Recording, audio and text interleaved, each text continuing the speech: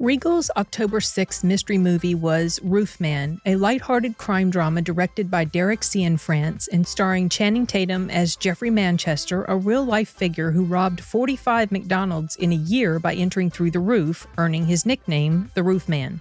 The cast includes Kirsten Dunst, LaKeith Stanfield, Juno Temple, Peter Dinklage, and Ben Mendelsohn. Set in the early 2000s, the story follows Manchester, a former serviceman struggling to reintegrate into society, who's convicted and sentenced to 45 years. He escapes prison and hides out in a Toys R Us in Charlotte, North Carolina, living there for 6 months, stealing toys and ingratiating himself with a church community and a single mom played by Dunst.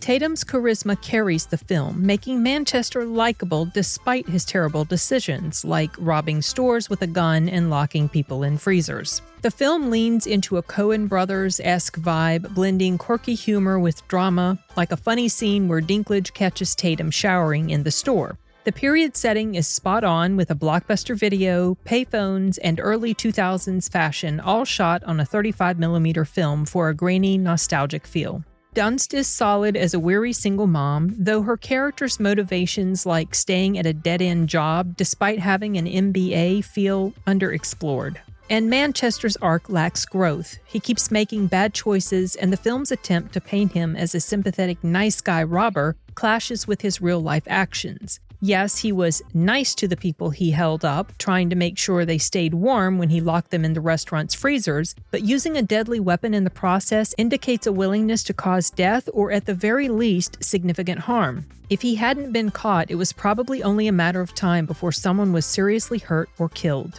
The pacing is solid at just over 2 hours, but some plot points feel contrived, and supporting characters like Juno Temple are underdeveloped or just feel unnecessary. The ending, tied to real events, frustrates as Manchester never really seems to have learned anything, even attempting more escapes post-film.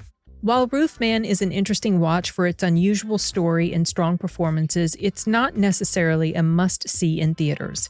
It's a frustrating tale of a charming criminal who doesn't change. You might feel it's worth the watch for Tatum's performance and the quirky vibe, but don't expect a heartwarming redemption story.